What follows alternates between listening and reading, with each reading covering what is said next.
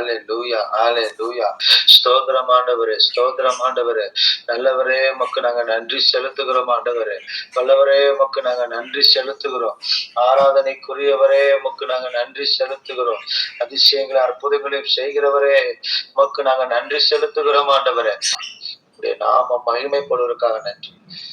இயேசுவின் நாமத்தில் பிதாவே, ஆமென். துதித்து பாடிட பாத்திரமே, தூங்கவன் இயேசுவின் நாமமதே. துதித்து பாடிட பாத்திரமே, தூங்கவன் இயேசுவின் நாமமதே. துதிகளில் மத்தியில் வாசம் செய்யும் தூயனை நேயமாய் ஸ்தோத்தரிப்போமே. அற்புதமே அவர் நடத்துதலே, ஆனந்தமே பரமானந்தமே, நன்றியால் உள்ளமே மிக பொங்கிடுதே. நாம் அல்லேலூயா துதி சாற்றிடுவோம். நன்றியால் உள்ளமே மிக பொங்கிடுதே. நாம் அல்லேலூயா துதி சாற்றிடுவோம். கடந்த நாட்களில் கண்மணி போல் கருத்துடன் நம்மை காத்தாரே. கடந்த நாட்களில் கண்மணி போல் கருத்துடன் நம்மை காத்தாரே. கர்த்தரை நம்பி ஜீவித்திட கிருபையும் நீந்ததால் ஸ்தோத்தரிப்போமே. அற்புதமே அவர் நடத்துதலே, ஆனந்தமே பரமானந்தமே, நன்றியால் உள்ளமே மிக பொங்கிடுதே. நாம் அல்லேலூயா துதி சாற்றிடுவோம். ஆமென். ஹalleluya. கர்த்தருக்கு மகிமை உண்டாவதாக. ஹalleluya. பிறந்தார் பிறந்தார் வானவர் புவி மானிடர் புகழ் பாடிட பிறந்தார். வானவர் புவி மானிடர் புகழ் பாடிட பிறந்தார். மாட்டு தொழுவம் தெரிந்தெடுத்தார் மாதேவ தேவனே. மாட்டு தொழுவம் தெரிந்தெடுத்தார் மாதேவ தேவனே. மேன்மை வெறுத்தார் தாழ்மை தரித்தார் மாஜோதியாய் வளர்ந்தார். மாஜோதியாய் வளர்ந்தார். பிறந்தார் பிறந்தார்.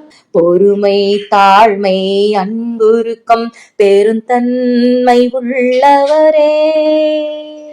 பொறுமை தாழ்மை அன்புருக்கம் பெருந்தன்மை உள்ளவரே.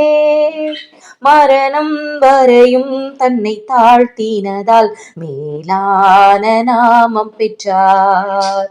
மரணம் வரையும் தன்னை தாழ்த்தினதால் மேலான நாமம் பெற்றார். மேலான நாமம் பெற்றார். பிறந்தார் பிறந்தார். குருவை தொடரும் சீஷர்களும் குரு போல மாறிடுவார்.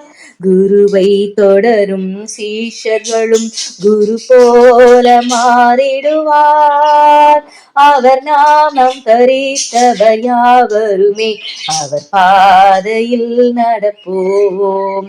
கர்த்தர் நாமம் தரித்தவர் யாவருமே அவர் பாதையில் நடப்போம்.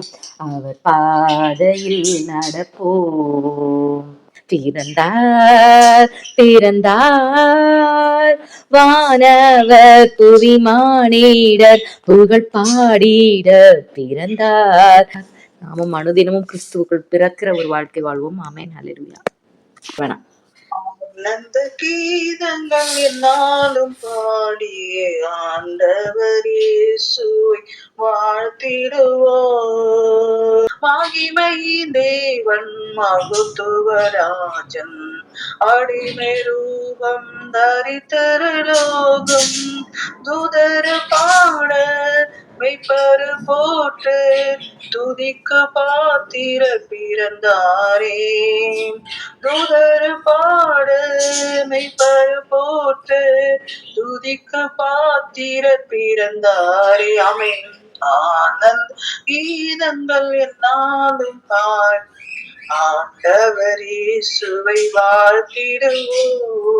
மனதின் பாரம் யாவையும் நீக்கி மரண பயமும் கூடவே தள்ளியாமே. மனதின் பாரம் யாவையும் நீக்கி மரண பயமும் கூறவே தள்ளி சமாதானம் மாதேவ அன்பு மர விசுவாசம் அளித்தாரே. சமாதானம் மாதேவ அன்பு மர விசுவாசம் அளித்தாரே. ஆனந்த கீதங்கள் என்னாலும் பாடி ஆண்டவர் இயேசுவை வாழ்த்திடுவோம். ஆமென். இந்த கிறிஸ்துமஸ் நாள்ல ஆண்டவரை வாழ்த்தி நம்ம கொண்டாடும். ஹல்லேலூயா. ஆமென். பாடல் வேற யாரும் பாடுறீங்களா? பாடுங்க ஆண்டி, பாடுங்க.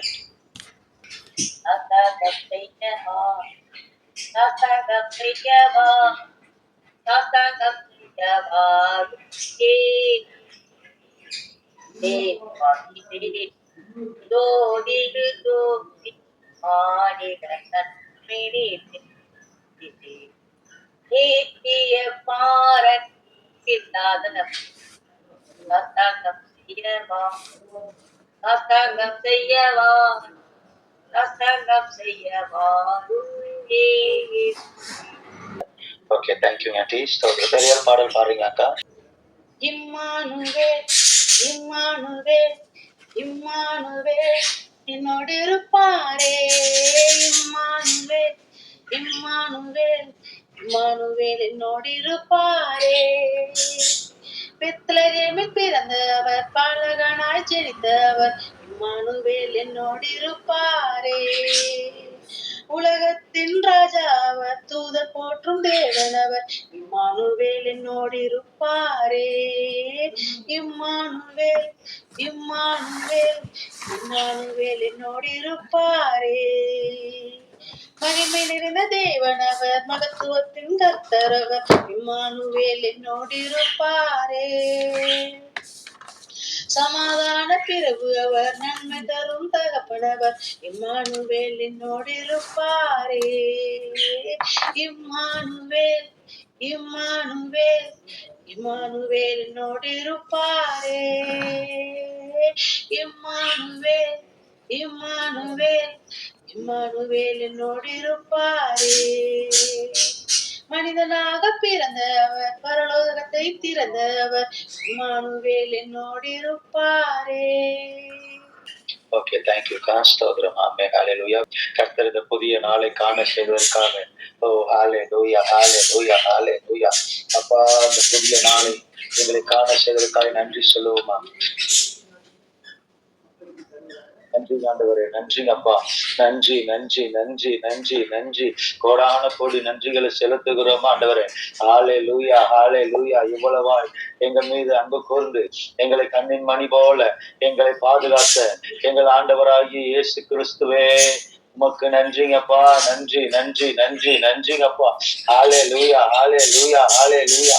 ஓ, நன்றி நன்றி நன்றிங்கப்பா. ஹல்லேலூயா ஹல்லேலூயா. நல்லவரே, உமக்கு நாங்க நன்றி செலுத்துகிறோம். வல்லவரே, உமக்கு நாங்க நன்றி செலுத்துகிறோம். துணையாளரே, உமக்கு நன்றி செலுத்துகிறோம். ஹல்லேலூயா. ஐயா வாழ்க வாழ்க, உன்னாமம் வாழ்க. ராஜா வாழ்க வாழ்க, உன்னாமம் வாழ்க. எளிமையான எங்களை என்றும் நினைப்பவரே. எளிமையான எங்களை என்றும் நினைப்பவரே. எங்கள் ஒளிமயமே துணையாளரே. உள்ளத்தின் ஆறுதலே, எங்கள் ஒளிமயமே துணையாளரே, உள்ளத்தின் ஆறுதலே. ஐயா வாழ்க வாழ்க,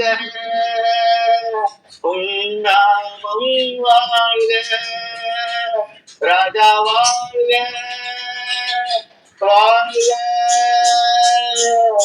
உன்னாமம் வாழ்க. ஹalleluya ஹalleluya ஹalleluya ஹalleluya. தாவீது அதான் அழகா சொல்லுகிறாரு, கர்த்தரை நான் எக்காலத்திலும் ஸ்தோத்தரிப்பேன், அவர் துதி எப்பொழுதும் என் வாயில் இருக்கும் என்று சொல்லி ஆடு மேய்த்து கொண்டிருந்த போதும் அவர்தான் என்னை நினைத்தார். ஓ இந்த அரசர்ல, ஓ இந்த ராஜா என்ற ஸ்தானத்தை கொடுத்து அவர் இவ்வளவாய் என்னை உயர்த்தி இருக்கிறாரே, இப்பொழுதும் நான் அவரை துதித்துக் கொண்டே இருப்பேன் எந்த சூழ்நிலையிலையும் எந்த சூழ்நிலையிலையும். ஓ ஹalleluya ஹalleluya ஹalleluya. என் கர்த்தரையே நான் சார்ந்து கொண்டிருப்பேன், அவரையே நான் துதித்துக் கொண்டிருப்பேன் என்று சொல்லி தாவீது எப்பொழுதும் கர்த்தரையே துதித்துக் கொண்டிருந்தார். ஓ எந்த சூழ்நிலை ஆனாலும் எந்த சூழ்நிலை ஆனாலும் எந்த சூழ்நிலை ஆனாலும் அவரையே நான் துதித்துக் கொண்டிருப்பேன் என்று சொல்லி கர்த்தரையே தாவீது துதித்துக் கொண்டிருந்ததுனாலதான் எந்த சூழ்நிலையிலையும் கர்த்தர் தாவீதை விடவே இல்லை. ஓ நான் இந்த காலை வேளையில நான் விசுவாசத்தோடு நான் சொல்லுகிறேன், உங்களுடைய வாழ்க்கையில எந்த சூழ்நிலையாக இருந்தாலும் கர்த்தரை மாத்திரம் இருக நீங்களும் நானும் பற்றி கொள்ளும் போது, ஓ ஹalleluya ஹalleluya ஹalleluya ஹalleluya ஹalleluya ஹalleluya. அவர்தான் என்னுடைய வாழ்க்கையில அவர்தான் என்னுடைய வாழ்க்கையில எல்லாமாக இருக்கிறார். அவரை அன்றி என்னுடைய வாழ்க்கையில வேற ஒன்றும் இல்லை என்று சொல்லி நினைத்துக் கொண்டிருக்கிறதான உங்களுடைய வாழ்க்கையில அவரே எல்லாவற்றையும் செய்ய என் தேவன் போதுமானவராக இருக்கிறார். ஹalleluya. தேடுகிற அனைவருமே மகிழ்ந்து களி கூறட்டும், தேடுகிற அனைவருமே மகிழ்ந்து களி கூறட்டும், இன்று பாடுகிற யாவருமே பரிசுத்தமாகட்டுமே, இன்று பாடுகிற யாவருமே பரிசுத்தமாகட்டுமே. ஐயா வாழ்க வாழ்க, உன்னாமம் வாழ்க, ராஜா வாழ்க வாழ்க, உன்னாமம் வாழ்க.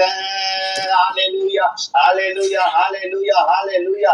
அப்பா உமக்கு நன்றி நன்றி நன்றி நன்றி நன்றி ஆண்டவரே. 118 புதிய பாட்டு யோவான் 1ஆம் அதிகாரம் ஒருவர் 10 வசனங்களாக நம்ம வாசிப்போம். ஹalleluya. என்று மெய்யாகவே மெய்யாகவே உங்களுக்கு சொல்லுகிறேன். இது இயேசு கிறிஸ்துவின் ஊழியத்தினுடைய தொடக்கத்தில் அவரை யோவான் ஸ்நானகன் அறிமுகப்படுத்துகின்றார். அவனுடைய பணி இயேசுவை அறிமுகப்படுத்த வேண்டும்.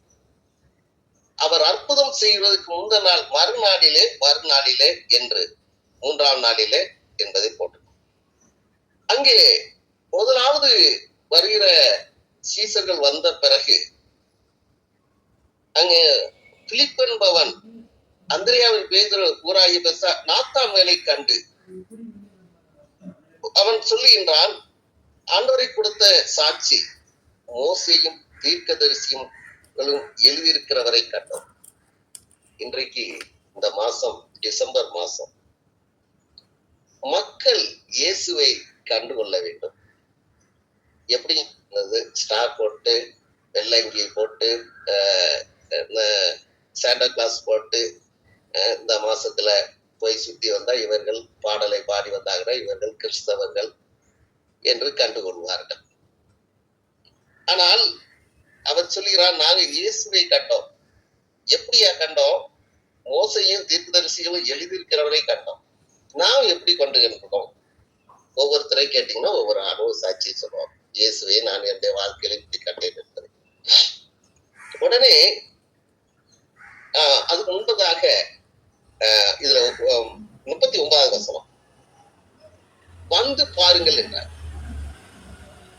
வந்து பாருங்கள். அவர்கள் அங்க வந்து தங்கியிருக்க இடத்தை கண்டு அன்றைய தினம் அவரிடத்தில் தங்கினார்கள். ஒரு தனிப்பட்ட ஒரு பிளசண்டான ஒரு அனுபவம், இயேசுவோட தங்கக்கூடிய ஒரு அனுபவம். இந்த நாள்ல நமக்கு அவரோட தங்கி வாழ்கின்ற ஒரு அனுபவம் தேவை. அவங்க எப்படி இருந்திருக்கு ஒரு நாள் இரவு முழுவதும், ஏனென்றால் அப்பொழுது ஏறக்குறைய 10 மணி வேலையா இருந்தது.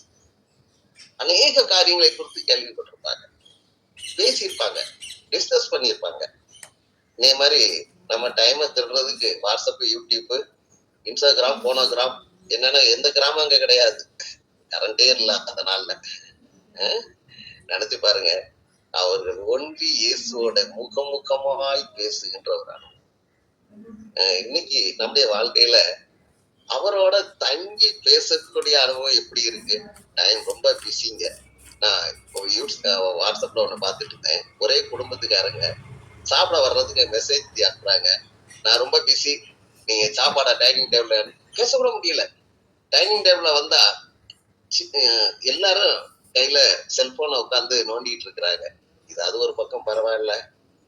நான் இங்க திருச்சபைக்கு போயிருக்கும் போது ஒரு 1.5 வயசு குழந்தை அழுகுது, அதுக்கு கார்ட்டூன் பொம்மையை போட்டு கையில கொடுத்துடுறாங்க. அது பார்த்து சிரிச்சிட்டு இருந்துச்சு. பாவிகளா, பச்சளம் குழந்தைக்கு இந்த கதியா என்று வேதனையுடன் நான் அந்த இடத்தை விட்டு கடந்து சென்றேன். ஏனென்றால் அவரோட தங்குற அனுபவம், நேரத்தை பார்த்துக்கிறேன், தங்கக்கூடிய அனுபவம், அவ்வளவு ஒரு அனுபவம் கிடைத்த ஒரு பாக்கியவார்கள். ஆனால் அதற்கு பிறகுதான் வந்து சொல்லுகிறார், நான் முதலாவது மேசியாவை கண்டோம். ஒரு பர்சனல் எக்ஸ்பீரியன்ஸ்.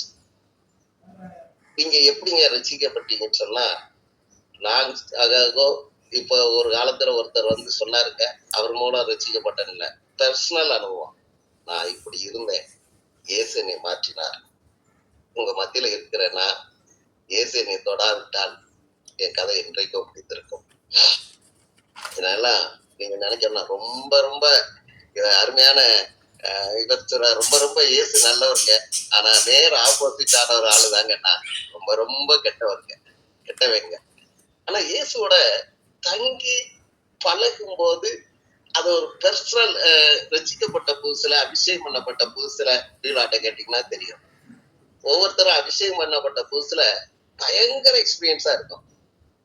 அடே அப்ப எந்த நேரம் அந்நிய பாசையில ஆளு பாடிட்டு தான் இருந்தேன். ஆனா இப்ப நாளாக வர வர ஒரு பழமொழி சொல்வா, வர வர மாமியா, அந்த கதை. ஒருவேளை அது ஒரு அனுபவம். ரசிக்கப்பட்ட புதுசுல எங்க போனாலும் பரிசுத்தாவின் அபிஷேகம், அதேதான் அவர்கள் வந்து அவரோடு தங்குற ஒரு அனுபவம். ஆனா அதுக்கு அடுத்துதான் சொல்றான், நாங்க இயேசுவை கண்டோம். ஏதோ கதையை எழுதினவர்கள் அல்ல, அனுபவத்தின் வாயிலாக சொன்னார். ஆனால் அடுத்து அவன் சொல்லுகிறான், நாத்தான்வேலை பார்த்து மோசையும் தீர்க்கதரிசியும் எழுதியிருப்பவரை கண்டோம், அவர் யோசேப்பின் குமாரனும் நாசரேத்தோரனும் ஆகிய இயேசுவே. ஏனென்றால் அவரோட அனுபவம், அவரோட பேசின அனுபவம், அவரோட தங்கியிருந்த பர்சனல் எக்ஸ்பீரியன்ஸ். ஆனா அடுத்து கேட்கின்றார், நாசரேத்திலிருந்து யாதொரு நன்மையும் உண்டாக போகுமோ? அது ஒரு சபிக்கப்பட்ட ஊர். சில கிராமங்கள், சில பகுதியை சொன்னோம்னா அந்த ஊரா கடும் மோசமான ஊர். அதுல இருந்து எந்த வித நன்மைகளும் உண்டாகாது. ஒருவேளை கிறிஸ்துக்குள்ள இருக்கானவர்களே, இன்றைக்கு நம்முடைய வாழ்க்கையில எந்த இடம் சபிக்கப்பட்டது இருந்தாலும் அதுல இருந்து நன்மை உண்டாகாது என்று சொன்னாலும் ஆண்டவர்னால் நன்மை உண்டாக்க முடியும். அவர் அப்பேற்பட்ட ஊர்ல இருந்தா வெளியே வந்தார். அதற்கு நாத்தான்வேல் அவன் சொல்லுகின்றார், நாத்தான்வேல் உடனே அவர் தம்மிடத்தில் வர்றதை பார்த்து இயேசுவின் அனுபவங்கள் அவருக்கு சொல்றாங்க. பர்சனல் எக்ஸ்பீரியன்ஸ் மூலம் தான் கிறிஸ்துக்குள்ள ஒரு ஆத்மாவை வழி நடத்த முடியும். அந்த மாதிரி ஒரு ஆத்மாவை கிறிஸ்துக்குள்ள வழி நடத்தி கொண்டு வரும்போது அவன் முதல்ல அவருக்கு கொடுக்கிற அனுபவம், நீர் எப்படி அவனை கபடற்ற உத்தம இஸ்ரவேல். உண்மையில இன்றைக்கு இந்த சிந்தனைக்கு இயேசு நம்மளை பார்த்து கபடற்ற சவுந்தரபாண்டியன் சொல்ல முடியுமா? அதுல ஒவ்வொருத்தவங்க பேரை போட்டுக்கிடுங்களேன். அது ரொம்ப எனக்கு ஒரு கடினமான காரியம். உங்களுக்கு எப்படின்னு, நீங்க மிகவும் நல்லவங்க, அருமையான மிக மிக ரொம்ப ரொம்ப நல்லவங்க. காலையிலே காமெடி பண்ணிட்டு இருக்காங்க, சித்தப்பாங்க வேற வேலை இல்லையான்னு இருக்காங்க. மைண்ட் வாய்ஸ் கேக்குது எனக்கு. கபடற்ற உத்தரவு ஆமென். கபடற்ற உத்தம இஸ்ரவேலன் என்று என்னது சாட்சி கொடுக்கிறார். இன்னைக்கு நம்மளை குறித்து அந்த ஒரு சாட்சி வருமா? சரி, அது நாம் அதை சிந்திக்க வேண்டிய ஒரு காரியம். அடுத்து அவன் கேட்கிறான், நீர் என்னை எப்படி அறிவீர்? இயேசு அவனை நோக்கி, பிலிப்பு உன்னை அழைப்பதற்கு முன்னவே நீ அத்தி மரத்தின் கீழ் இருக்க கண்டேன். நீ என்ன பண்ணிட்டு இருந்தேன்னு எனக்கு தெரியுமா?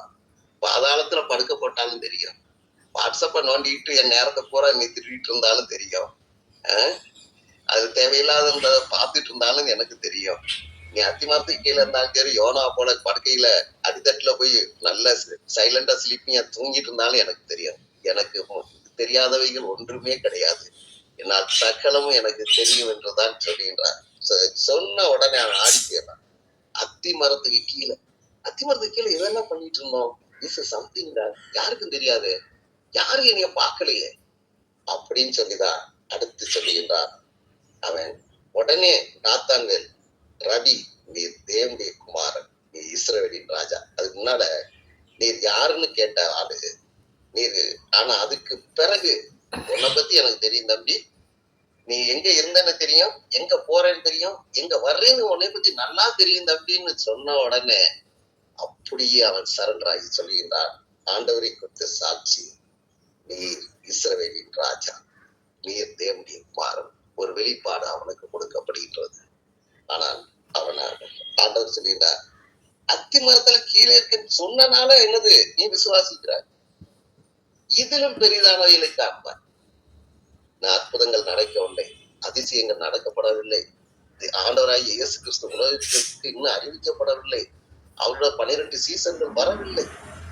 ஆனால் அவரெல்லாம் வந்த பிறகு இங்கே என்ன நடக்க போகின்றதை இதிலும் பெரிதானவைகளை காண்பார். இன்றைக்கு நம்முடைய வாழ்க்கையில இதிலும் முதல்ல வந்து பார்க்க வேண்டும், இரண்டாவது இதிலும் பெரிதானவைகளை காண வேண்டும், மூன்றாவது நம்மளை குறித்து இயேசு கிறிஸ்து ஒரு சர்டிபிகேட் கொடுக்க வேண்டும், நாம் கபடற்ற உத்தம இஸ்ரவேலன். நான்காவது, இந்த கடைசி வசனத்தை வாசித்து விட்டு இது முதல் அவர் சொல்லுகின்றார், பின்னும் அவர் அவனை நோக்கி, வானம் திறந்திருக்கிறதையும் தேவதூதர் மனுஷகுமாரனிடத்தில் ஏறுகிறதையும் இறங்குகிறதையும் நீங்கள் இது முதல் காண்பீர்கள். குறையில இது ஒரு தனிப்பட்ட ஒரு அனுபவம். இன்றையிலிருந்து நாம் இருக்கிற இடத்துல வானம் திறக்கப்பட வேண்டும், தேவதூதர்கள் ஏறுகிறதையும் இறங்குகிறதையும் காண வேண்டும். அன்று யாக்கோபு அண்ணனுக்கு பயந்து ஓடி வந்து படுத்திருக்க இடத்துல அங்கே வானம் திறக்கப்பட்டது, தேவதூதர்கள் ஏறுகிறதையும் இறங்குகிறதையும் அவன் கண்டான். ஒருவேளை இன்றைக்கு நம்முடைய வாழ்க்கையில நாம் இருக்கிற இடத்துல வானம் திறக்கப்பட வேண்டும். நாம் ஜெபிக்கிற ஜெபங்கள் மேலே செல்ல வேண்டும், அங்கிருந்து ஆன்சர்ஸ் வந்துட்டு இருக்கணும். அது இது முதல் இன்றையில இருந்து நாம் கேட்போம். ஒரு தனிப்பட்ட ஒரு அனுபவம், ஃபாதர் பெர்க்மன்ஸ் அதான் நம்ம இதுல கூட போட்டிருந்தான், ஐயா நான் இயேசுவை காண வேண்டும், ஆனால் அவரை உணர்கிறேன், தினமும் அவரை அனுபவிக்கின்றேன். உண்மையிலேயே அவர் பல வயசாகி பல உற்சாகத்துடன் அந்த பார்க்கும்போது, அந்த வாட்ஸ்அப்ல அந்த காட்சியை பார்க்கும்போது எனக்கு மிகவும் ஒரு விசுவாசம் தூண்டுதலாக இருக்கு. அவங்கவுங்க நிறைய பேர் சொல்லிடுறாங்க, நான் இயேசு அப்படி பார்த்தேன், பார்க்கலாம், அது அவங்களுடைய. ஆனா நான் தினமும் அனுபவிக்கின்றேன், வானம் திறக்கின்றதை நான் பார்க்க வேண்டும், தேவதூதர்கள் ஏறுகிறதை நான் பார்க்க வேண்டும், இறங்குகிறதை பார்க்க வேண்டும். அது இது முதல். இது ஒரு நமக்கு ஒரு பர்சனல் அனுபவமாக மாற வேண்டும். கர்த்தர் ஆசீர்வதிப்பாராக. ஆமென். ஆமென், ஆமென். தேங்க்யூ சித்தப்பா, ரொம்ப பிரயோஜனமாக இருந்தது. கர்த்தருக்கே மகிமை உண்டாவதாக. Thank you so much. ஓகே, இன்னும் சில காரியங்களை பார்க்கலாம். இப்போ வந்து ஒரு ஹாஃப் நம்ம பார்த்து முடிச்சிட்டோம். அதாவது தேவனும் நானும் இல்லை, தேவனும் நானும் அவரை வந்து பார்க்கணும், அவரோடு கூட ஒரு தனிப்பட்ட அனுபவம் நமக்கு இருக்கணும், வானம் திறக்கப்படணும், அது எல்லாத்தையும் நம்ம இப்போ கேட்டோம். அப்போது இந்த தேவன் இவர் எப்படிப்பட்டவராக இருக்கிறார், அதுதான் நம்ம இன்னைக்கு படித்த யோவான் 1ஆம் அதிகாரத்தில் இருந்தது இல்லை. ஆதியிலே வார்த்தை இருந்தது, வார்த்தையாகத்தான் ஜீசஸ் கிரைஸ்ட் இந்த உலகத்தில் இருக்கிறாங்க. அன்னைக்கு வந்து ஒரு உருவமாய் தன் சீஷர்களோடு வாழ்ந்தார், உலகத்தில் வந்து வாழ்ந்து அவர் செய்ய வேண்டிய அந்த மிஷன், அவ்வளோ பெரிய மிஷன் எல்லாத்தையும் முடிச்சுட்டு போனார். அப்போது அந்த இயேசு இப்போ இல்லையா அப்படின்னா, அவர் இருக்கிறார். எந்த வடிவத்தில் இருக்கிறாரு? வார்த்தையாக இருக்கிறார். ஆமேன், ஆமேன், ஹல்லேலூயா. ஆதியிலே வார்த்தை இருந்தது. அந்த வார்த்தை தேவனிடத்தில் இருந்தது. அந்த வார்த்தை தேவனாய் இருந்தது. அப்போ இந்த வார்த்தைக்கும் இந்த வார்த்தையானவர் என்ன பண்ணுகிறாரு? வெளிச்சத்தை கொடுக்கிற தேவனா இருக்கிறார். நம்ம வாழ்க்கையில வெளிச்சத்தை கொடுக்கிற தேவனா இருக்கிறார். நம்ம கிறிஸ்துவோடு இணையும் போது தான் நம்ம வாழ்க்கை வெளிச்சமாகிறது. அப்போ வார்த்தையாகிய இயேசுவும் வெளிச்சமும் எப்படி கனெக்ட் ஆகுது அப்படின்னு சொல்லி பார்த்தோன்னா, அவர் இது நீதிமொழிகள் 6:23 போட்டிருக்கு, கட்டளையே விளக்கு, வேதமே வெளிச்சம் அப்படின்னு போட்டிருக்கு. அப்போ வேதம் தான் என்னது? வெளிச்சம். அப்போ வேதம் என்பது எதை குறிக்குது? வார்த்தை. அந்த வார்த்தை தான் மாமிசமாகி இயேசுவாய் இருந்தார். அந்த இயேசு தான் வார்த்தை வடிவத்தில் வேதமாய் இருக்கிறார் இல்ல. அப்போ ஜீசஸ் இந்த உலகத்துல வந்தப்போ கூட அவரை குறித்து யோவான் அட்ரஸ் பண்றதை பார்க்கலாம். அவர் என்ன சொல்றாரு பாருங்களேன். ஜீசஸ் அட்ரஸ் பண்ணும்போது என்ன சொல்றாருன்னா, 9ஆம் வசனத்துல, உலகத்திலே வந்து எந்த மனுஷனையும் பிரகாசிப்பிக்கிற ஒளியே அந்த மெய்யான ஒளி. அப்போ இயேசு கிறிஸ்து தான் ஒளி. எந்த மனிதனுடைய வாழ்க்கையும் பிரகாசிப்பிக்கக்கூடிய ஒளியானவர் ஆண்டவராகிய இயேசு கிறிஸ்து. அவரோடு கூட அன்னைக்கு அத்தனை சீஷர்களும் அத்தனை ஒரு பெரிய குரூப்பே அவங்க வாழும்படியாக கர்த்தர் கிருபை செய்தார். ஆனா இன்றைக்கு வேதமாக நம்ம ஒவ்வொருத்தருடைய வீட்லையும் நம்ம கைகள்லையும் இருக்கிறார் ஆண்டவராகிய இயேசு கிறிஸ்துல. ஹல்லேலூயா. அவரை நம்ம எந்த அளவுக்கு நம்ம எடுக்கிறோம், எந்த அளவுக்கு அவரை நம்ம நம்ம நம்ம ஆத்துமாக்குள்ள நம்ம மனசுக்குள்ள அவரை பதித்துக் கொள்கிறோம் அப்படின்றதுதான் நம்முடைய காரியமா இருக்கிறது. அப்போது இதில் இன்னொரு இது, நான் இந்த ஜூப்ளின் ஜோசப் பண்ண மெசேஜ் கேட்கும்போது அதில் இருந்த ஒரு காரியம் என்ன அப்படின்னு சொல்லி பார்த்தோன்னா, இந்த ஒளியானவர், அதாவது ஆதியிலே ஃபஸ்ட்டு அந்த world creation of the universe, அது அப்போ என்ன பண்ணுறாருன்னா, வெளிச்சம் உண்டாக கடவுது அப்படின்னு சொல்றாரு. ஆதியிலே தேவன் வானத்தையும் பூமி சிருஷ்டித்தார். அது ஒழுங்கின்மையும் வெறுமையுமா இருக்கிறது. ஆழத்தின் மேலே இருள் இருக்கு. இதெல்லாம் நடக்குது. அப்போ என்ன ஆகுதுன்னா, காட் ஹெவன் அண்ட் எர்த்தை கிரியேட் பண்ணிட்டாரு. அதுக்கடுத்து பிசாசுடைய வீழ்ச்சி இருக்கு. அவன் பூமிக்கு தள்ளப்படுகிறான். அப்போ அந்த பூமிக்கு தள்ளப்படும் போது பூமியில இருள், ஒரு ஒழுங்கின்மை, வெறுமை. பிசாசு எங்க வந்தாலும் சரி, அவன் ஒரு இடத்துல இருந்தாலும் சரி, ஒரு மனுஷனுக்குள்ள இருந்தாலும் சரி, அங்க ஒழுங்கின்மை இருக்கும், வெறுமை இருக்கும், இருள் இருக்கும். அந்த மூணுமே இருக்கும். அப்போ ஆண்டவர் காட் சொல்றாங்க, தேவன் வெளிச்சம் உண்டாக கடவுது. இது தமிழ்ல தான் உண்டாக கடவுதுன்னு போட்டிருக்காங்க. ஆனால் இங்கிலீஷ்ல பார்த்தீங்கன்னா லெட் தேர் பி லைட் அப்படின்னு போட்டிருக்கோம். Let there be light. இது இருக்கட்டும், வெளிச்சம் இருக்கட்டும் அப்படின்னு அர்த்தம். அதுக்கு கரெக்டான அர்த்தம் இருக்கட்டும். இப்போ நம்ம ஒரு டம்ளர் இருக்கு, ஒருத்தவங்க டம்ளர் எடுக்க போறாங்க, ஆனால் இல்லை இருக்கட்டும் அப்படின்னு சொல்லுவோம்ல, அது இருக்கட்டும். அது இப்போ கிரியேட் ஆகலை, உண்டாக்கப்படவில்லை, அது இருக்கிறது, அது இருக்கட்டும். அந்த மாதிரி வெளிச்சம் இருக்கட்டும் என்றார். வெளிச்சம் இருந்தது. தேவன் வெளிச்சத்தை நல்லது என்று கண்டார். அதில் போட்டிருக்கோம், இங்கிலீஷ் பைபிளில் போட்டிருக்கோம், God was pleased with light அப்படின்னு போட்டிருக்கோம். அப்போது இயேசு கிறிஸ்துவுக்கும் பிதாவுக்கும் உரிய அந்த கனெக்ஷனை கூட நம்ம அதில் பார்க்கலாம். அந்த வெளிச்சம் நல்லது என்று கண்டார் அப்படின்னு சொல்லிட்டு அந்த ஆதியாகமத்தில் சொல்லப்பட்டிருக்கிறது. அப்போது அந்த வெளிச்சமானவரை குறித்து தான் தாவீது, ஏன்னா ஏசப்பா யாரு? தாவீதின் குமாரன். தாவீது கூட இன்றைக்கு படித்த 118ஆம் சங்கீதத்தில் சொல்றாரு, கர்த்தருடைய நாமத்தினாலே வருகிறவர் ஸ்தோத்திரிக்கப்பட்டவர், கர்த்தர் நம்மை பிரகாசிப்பிக்கிற தேவனாய் இருக்கிறார்.